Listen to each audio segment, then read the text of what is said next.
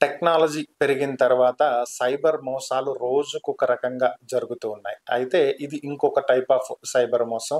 సాధారణంగా మనం ఎక్కడికైనా ట్రావెల్ చేయాలి అంటే ఆన్‌లైన్‌లో టికెట్ బుక్ చేసుకుంటాం. అది బస్ అవ్వచ్చు, ట్రైన్ అవ్వచ్చు, లేదా ఫ్లైట్ అవ్వచ్చు. సో, డైరెక్ట్‌గా బస్‌లో తీసుకునే టికెట్లు కాకుండా, స్టేషన్‌లో తీసుకునేవి కాకుండా, ఆన్‌లైన్‌లో తీసుకునేటువంటి ఈ టికెట్లకు సంబంధించి ఒక భారీ మోసం. ఒక ట్రావెల్ ఏజెన్సీకి సంబంధించినటువంటి ఒక వెబ్‌సైట్‌లో ఉన్నటువంటి ఒక చిన్న బగ్. ఈ గ్లిచ్‌ని బేస్ చేసుకొని కేవలం ఒక 2-3 నెలల వ్యవధిలో రూ. 3,00,00,000 కొట్టేసేశారు cyber నేరగాళ్ళు.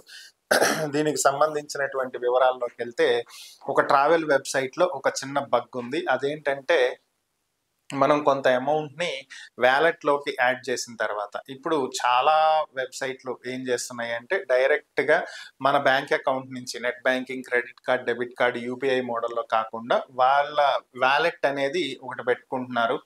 So, AbhiBus wallet, red bus wallet ఇలా అన్నమాట. సో, ఈ వాలెట్‌లోకి మనం అమౌంట్ యాడ్ చేసుకోవచ్చు. ఈవెన్ ఐఆర్‌సీటీసీ కూడా వాలెట్ ఉంది. సో, మనం టికెట్ బుక్ చేసేటప్పుడు ఆ వాలెట్‌లో ఉన్నటువంటి అమౌంట్ నుంచి కట్ అవుతుంది. సో, ఈ చిన్న లాజిక్‌ని యూజ్ చేసుకొని వీళ్ళేం చేశారంటే వాలెట్‌కి కొంత అమౌంట్‌ని యాడ్ చేశారు. టికెట్ బుక్ చేశారు. టికెట్ కన్ఫర్మేషన్ వచ్చిన నెక్స్ట్ సెకనే టికెట్ క్యాన్సిల్ చేశారు. సో, ఈ మొత్తం ప్రాసెస్ చేయటానికి సిస్టమ్‌కి కొంత టైం పడుతుంది.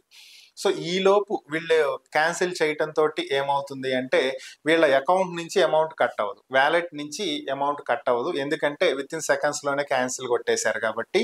సో, క్యాన్సిల్ అయిపోయిన తర్వాత మనీ రీఫండ్ రావాలి గదా! సో, ఆ టికెట్ అమౌంట్ ఎంతైతే ఉందో ఆ అమౌంట్ మొత్తం మళ్ళా తిరిగి వీళ్ళ అకౌంట్‌కి యాడ్ అవుతుంది. అలాగే టికెట్ క్యాన్సిల్ అయినట్టు మెసేజ్ వస్తుంది. అంటే వాలెట్ నుంచి అమౌంట్ కట్ అవ్వకుండానే తిరిగి మళ్ళీ యాడ్ అవుతూ వస్తుందనమాట. సో, ఇలా ఇక్కడ ఉన్నటువంటి ఈ చిన్న బగ్‌ని యూజ్ చేసుకొని డెవలపర్ ఆర్ ప్రోగ్రామర్ చేసినటువంటి ఒక చిన్న మిస్టేక్, టెస్టర్ సరిగ్గా టెస్ట్ చేయకపోవటం వల్ల వచ్చినటువంటి ఈ చిన్న బగ్‌ని యూజ్ చేసుకొని టికెట్ బుక్ చేయటం, క్యాన్సిల్ చేయటం, బుక్ చేయటం, క్యాన్సిల్ చేయటం ఇలా మొదలుపెట్టి మే నుంచి జులై మధ్యలో దాదాపుగా రూ. 3,00,00,000 కొట్టేశారు.